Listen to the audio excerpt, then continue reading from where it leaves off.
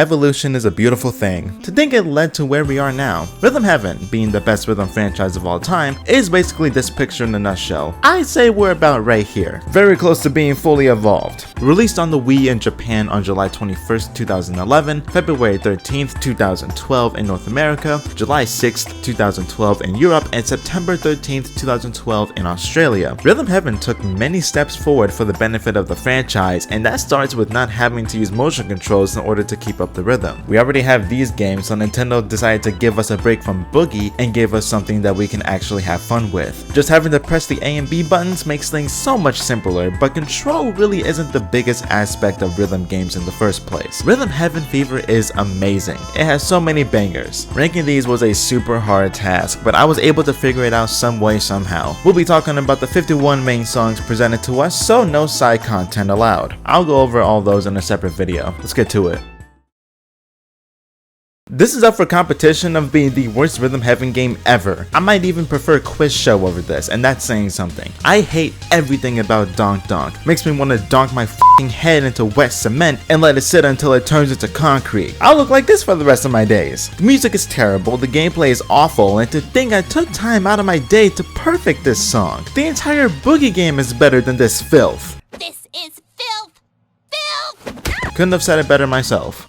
I say this is up for debate as one of the worst remixes of the entire franchise, alongside Remix 4 from Tengoku and Remix 2 from Rhythm Heaven DS. The instrumental makes me cringe, the chemistry of the games is terrible, and don't work together at all. Love Rap sounds wrong, Donk Donk is being itself, and they murdered Bossa Nova as it's unnecessarily fast just to fit this terribly paced instrumental. The only decent game is Launch Party, but that can only take you so far. Also, the theme of a carnival can only really work if it's represented in the solo games instead of a remix. It barely worked in Remix 6 on the DS in my opinion, but I believe Showtime and Tram and Pauline perfected the carnival theme in Tengoku. This makes me wish the carousel animals were real just so they could tear this place apart.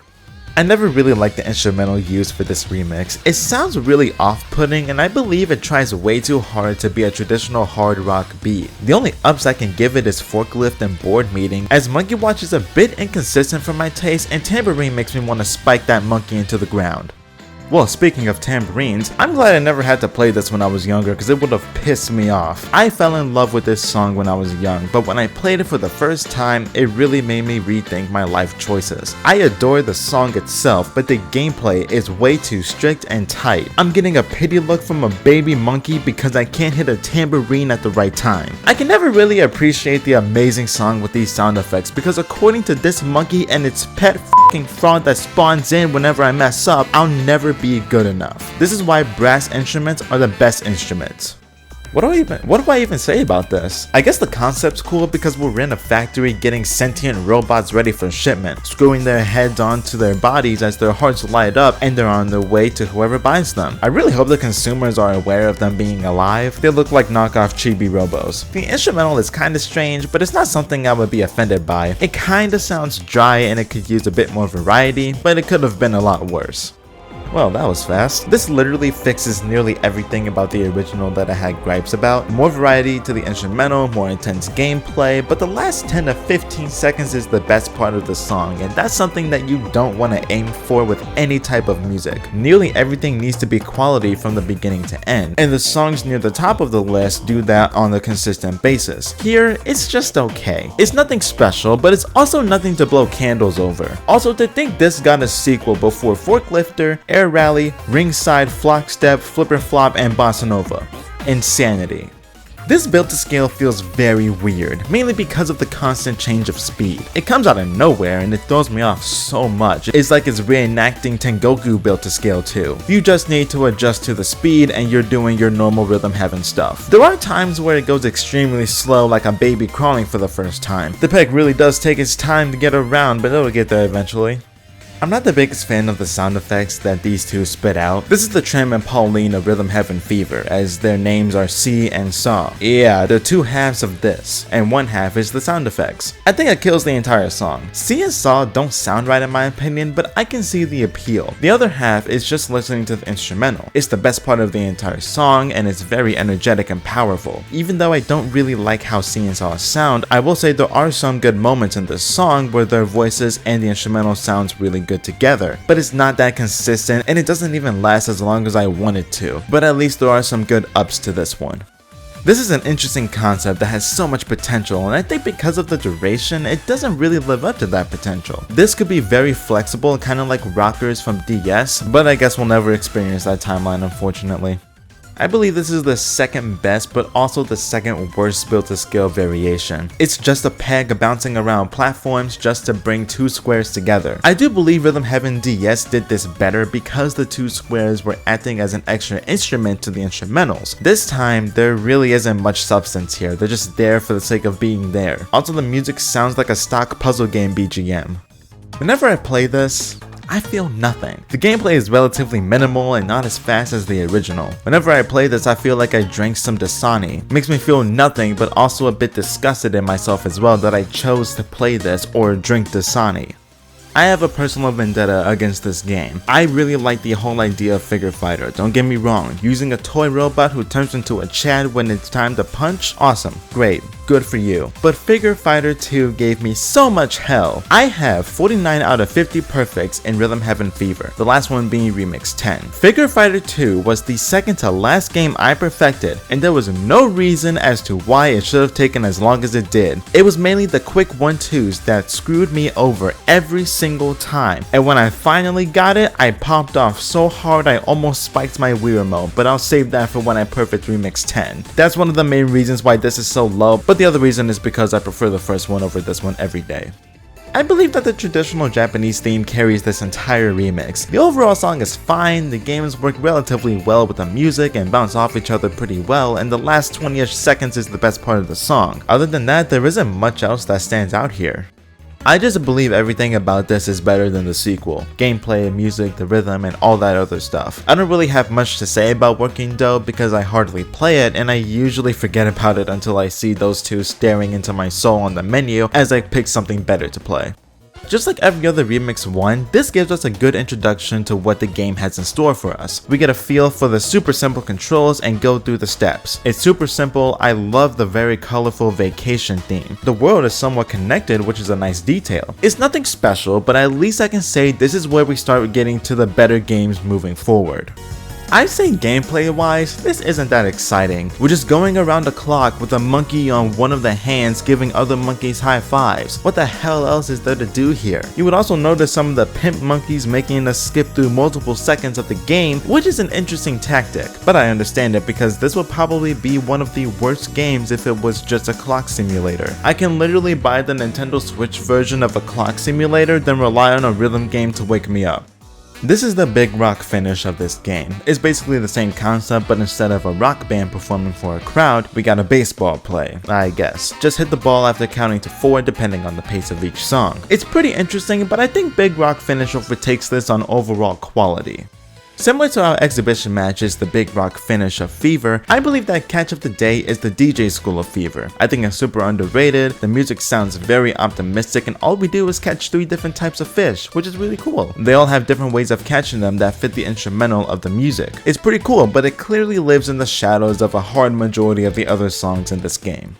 Launch Party is a fun one, and the music really fits the idea of us floating around in space launching different shaped rockets. There are 4 rockets based on a certain beat count from 7 all the way to 1. We only have odd numbers here because it would be really weird to launch one of these things off beat. My favorite rocket is the bowling pin, mainly because of the sound effect of bowling pins being destroyed by a bowling ball. The concept is great and would have been even better with a sequel.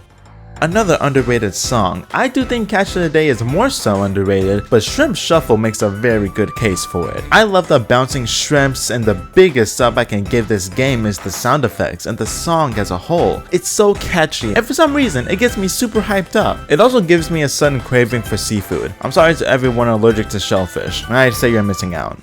My headcanon for this game is that this is basically Tap Trial in a different universe. I really like how comically tall these characters are. The best part of it is at the end where they reveal how tall they really are. I love the song, the tapping, and the gameplay. It's nearly perfect. So why is it near the middle of the list? I think everything in front is better and I just prefer nearly all of them to this. Tap dancing is beautiful and similar to Tap Trial, I would love to see a tap dancing rhythm game.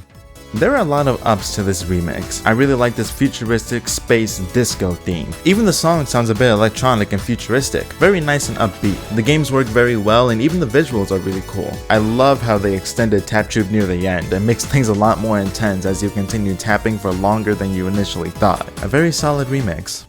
I never thought cheerleaders and the library would go well together based on personal experience and all those Disney shows and movies I watched when I was a kid. But Nintendo doesn't care about decade-year-old stereotypes. These girls literally cheer you on so you can get motivated to get better grades and get that reading level up. I'm not gonna lie, that sounds awful, but the music doesn't. To think this could actually be very motivating for people in real life to actually have a clean academic record. If we had these in actual schools, I think we should prepare for the rapture. Ever wanted to punch a bag with a blow-up boxing robot doll? Just press a button and he gets super buff. I like how this song sounds more than the sequel because it sounds more natural while the sequel sounds a bit more retro, I guess. Also, this venue looks a lot better in blue than that ugly orange color. I'm not gonna say that this is underrated or anything like that. I don't even think it's overrated, but I really enjoy love rap. I can understand why people don't like it though, but for me, it's because of the vibes. I don't care about the character's dialogue because it's useless, and it's just there to give the rap song a bit of substance. At least in this first love rap. It's terrible but really funny. I do believe this is the weakest lyrical remix in the game, but it's still a really good song and remix as a whole. Figure Fighter and Air Rally carry this song. Working Dough is good at filling in the extra bits of the song, but Built to Scale makes me weak in the legs and not in a good way. Tonight is a pretty fun song to listen to, and the cooking theme is pretty nice. Makes me want to toss Porky Pig in an oven. Samurai Slice 2 was a super cool evolution. We're dripped out and we're out in the city protecting everyone from these weird shadow demon things. I believe what makes Samurai Slice stand out other than the music and the amazing sound design from our character to the slice of his sword is the narrative being told while we play. It's clearly made to distract us and get us invested in what the story is trying to tell us, and even the music fits with this great idea. In this sequel, we're on the quest of retrieving a bunny doll. The music is more intense and hyperactive, and I love when the lightning and thunder added more to the song near the end. It makes it feel more complete and super satisfying. Let's hope that katana doesn't fall into my hands. This gives me a completely different feel from the prequel. Something about the setting and the way the music sounds. So much more energy, and these girls give us some prehistoric knowledge about the Bronchiosaurus and why it's the best dinosaur, and also why the T-Rex is possibly the most overrated dinosaur. I really like the addition of the orchestral music, even though it is kind of faint. This would probably be better for today's education than what the upcoming generations have to deal with. Birds stomping on the ground in a flock. That's just the Sparks notes. I could go on about this game. We start off with our initial group of 4 and we start marching forward. Around the middle of the song, we slowly build up our army and we start making our way to an unknown location. I love the climax after the build up and the drop hits in the best ways. This song is all over the place and I love listening to the theme of the ultimate bird war. Too bad no one can relate to this situation. Such a shame. Anyway, the fact that the animals are having a better date than the 2 humans really says a lot. They're getting a free music show and they don't even have to worry about getting knocked out by a basketball. We, as the nice human beings we are, not only protect these damn moles, but our entire relationship with this girl is constantly on the line because the athletes don't know where else to play their sport. So we have to kick these balls away to prove a point. I love this vibe and I like this calm, slower tone we get. We still have to stress out about something, but at least the music doesn't give me the urge to put my head in a blender. I love the upbeat energy and even all the games have great chemistry. The song is amazing, but there is one thing that holds it back, and that is the prehistoric theme. Something about how every song represents this theme just seems very off. I think it's just one of the ugliest themes out of all the remixes, and for me that makes it 2 ugly themes. I believe that if they went for another type of theme and kept everything else the same, it would have been a lot higher on my list. Every game makes this remix amazing, but I can only look at this for so long. I'd say this is one of the most inconvenient scenarios. Imagine this, you're sitting at the dinner table getting ready to eat some amazing barbecue baked beans, but wait, the food is on the other side of the table and you don't want to get up to scoop yourself some good stuff. Well, you ask your younger cousin to flick the beans to you and you'll stab them before they get all over your white jeans. Maybe that's a bit on the nose, but it sets the tone. Kind of. The song is super upbeat and catchy and I really like the gameplay. The sound effects of the person flicking the food is super unorthodox because they must have the finger of God to flick like that. I'm not gonna sit here and say that Packing Pest 2 was a disappointment or why I believe it didn't live up to the prequel. That doesn't matter because I love nearly everything about this sequel. The music gives off this jazz-like sound and it can be pretty addicting. It's a clear upgrade to the first, but I prefer that one. I don't know how you would accidentally catch spiders over candy, but I can only imagine how bad that paperwork must be. Similar to most sequels in the franchise, this is a straight upgrade to the prequel with a twist. This time around, we're set in a nice farm and you can hear the Southern Belle type instrumental, and obviously the gameplay is a bit tighter but more satisfying. That's the biggest aspect of Double Date 2, the satisfaction for the gameplay trying to play tricks on you. This was one of many hard decisions I had to make, Hole in One or Hole in One 2. As you can tell, I found my answer. Hole in One is a great debut game for Fiverr. We get a good feel of what it's like to press the A button on the Wii remote. This must have been a foreign concept to most people, so I'm glad they adjusted to the change. The most simple gameplay, but the amazing song and the sound effects brings everything together. Easy and very satisfying. Too bad it doesn't stay like that after this. Alright. Time to address a clear mistake I made in my last ranking. I completely forgot about this when I saw a comment in my Rhythm Heaven ranking telling me about this song. Mistakes were made and here we are. I do believe this is the best credit song, but I prefer the gameplay of Airboarder. This is literally Tengoku Nightwalk, but I'm not so sure if the patterns are the same or not. An amazing song, but I believe we could have used a different gameplay style to make this a bit more unique. There really isn't much else to say about Hole in One 2, with more of an energetic sound. I've always wondered how these monkeys are spawning these golf balls when there's a bucket full of them over there, and where does Manjo get those from? I'm very concerned. The main reason why I like this Samurai Slice over the sequel is because I think this slower, more catchy pace is a lot more fitting for this overall concept. It sounds very grandiose and epic. Just like the sequel, we get a distracting narrative to throw us off beat. Clearly it's not as deep, but it still exists and it's great. I like the group of games that are shown here, and I believe they all complete their roles and make this song all the more satisfying to play. Lyrical performances in Rhythm Heaven games are usually really good, and this is no exception. I'd say this is the most unorthodox placing, but I'm mainly here for the vibes. Like I said in the first Love Rap, the dialogue isn't really that important, but I believe it gives this more euphoric and smooth instrumental some quality substance. It's a super chill and catchy song and it will always be one of my favorites.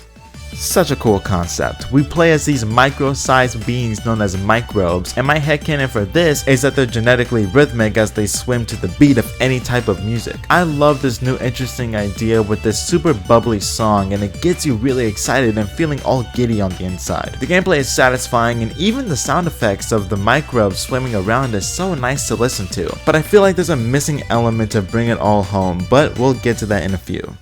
It was tough to decide which Karate Man is my favorite because both of Fiverr's Karate Men are some of the best in the series. But let's talk about the sequel first. The first Karate Man sequel I actually really like. Lonely Storm is already an amazing song as is, but I also love how it's slower to fit this warmer aesthetic, and even the snow is rising up instead of falling like it does in the prequel. It's beautiful and one of the best the game throws at us. This is exactly what I was talking about when I started going on about Micro Row. Instead of just the 1-2-3, we now get a quick 1-2 mechanic, and my god, does it make the song feel more complete. It's an amazing aspect and is one of the main reasons why I got Micro Row 2 so high. This is basically the same song as Micro Row with a different sound with the same rhythm with both 1-2-3s and the quick 1-2s. Makes this a perfect sequel and my personal favorite in Fiverr. I'm mainly here for the music, the second best lyrical performance in the top tier remix. When it comes to the gameplay and the game shown off, I'm a bit conflicted mainly because half of them I like and the other half I kinda wanna skip over. But the song is where this entire remix shines. It can actually translate very well to real life for people who have yet to find out who they wanna be, but also realize that they're beautiful for who they currently are. It's a nice reassuring message that can pick up someone in a mental or emotional slump. Although I wish they used Ringside more than once. Other than Karate Man, I'd be willing to argue that Ringside is the most iconic game in Fiverr. The gameplay is very unique as we answered the reporter's questions, flex on everyone we destroyed in the ring, and pose for the fans. The music really fits this theme and it's pretty much flawless. If only the WWE was like this, ratings would go all the way up. Air Rally is a massive experience. Not only is the view from above absolutely stunning, but the music really does fit this amazing adventure. We're also playing badminton while flying. Well, that's something to add to the bucket list. This song is super optimistic and well aware of that optimism. The environment is beautiful, and when the song starts to evolve a bit more, we start playing Donkey Kong Country in the air. We get an amazing sunset and our characters switch to these silhouettes, and then soon after we get a very captivating night sky as we get tons of clouds to the face. The clouds clearly act as a major distraction when the sun sets, but it poses for a really good challenge as it doesn't change the pace of the song, it just throws you off. Definitely one of the best songs in Fiverr, and surprisingly we don't cut up any birds while we're flying. Not only is this the most adorable game in the entire franchise, but this should have gotten a sequel, man. This kind of reminds me of Bluebirds, but with a bit more depth. Flipping and rolling around the area to this amazing music makes me want to drop and roll all over the place. I love this entire song as it really does fit this cold winter setting, and the gameplay is brilliant. All the flipper rolls we do and going from 1 to 10 as the song goes by is very smart. The captain is clearly super proud of the performance of his flippers, and understandably so. If only actual seals could perform like this. Vibes is the only word I can think of when Bossa Nova comes to mind. It's one of the very few songs in the series that I can put on in the background and just chill out. This is the closest to lo-fi we got, and it's beautiful. The art in the background tells a compelling story as we ascend and hit balls and squared balls, switching every now and then to make things more interesting. Moving on to the amazing music. I love this instrumental as I feel it tells a very interesting story alongside the huge mural behind us. I don't know how to explain it because it's just that mysterious to me. This will always be top tier no matter what. Also, who are these people in the background? Are they the characters we control? Are they unembodied? Kinda scared now.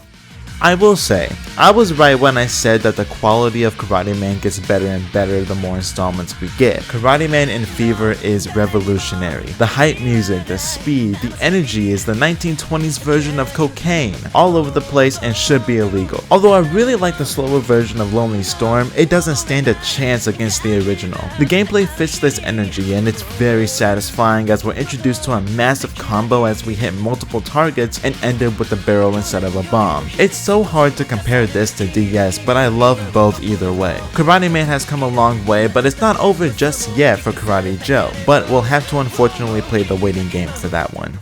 This is my Space Soccer. I fell in love with it instantly, but unlike Space Soccer and Bonadori, I can realistically see other players giving this a higher placing on their list, but probably not top 2. I love the slower, catchy vibe that this song gives off. The sound effects are super refreshing, and even the gameplay is mad satisfying, even though the entirety of my top 8 is my multiple definitions of perfection. Some things never change, and in this case it's a really good thing. Fiverr's massive remix is similar to Karate Man, revolutionary. Something about this remix is one of many reasons why people love Rhythm Heaven as a whole. Obviously the music is great, the gameplay is what you'd expect, even the ending with packing pets where it tricks you into thinking it's all over is classic. There's so much right here, nothing really goes wrong. But let's be real, it's not the best mega remix because it's got some super stiff competition coming up.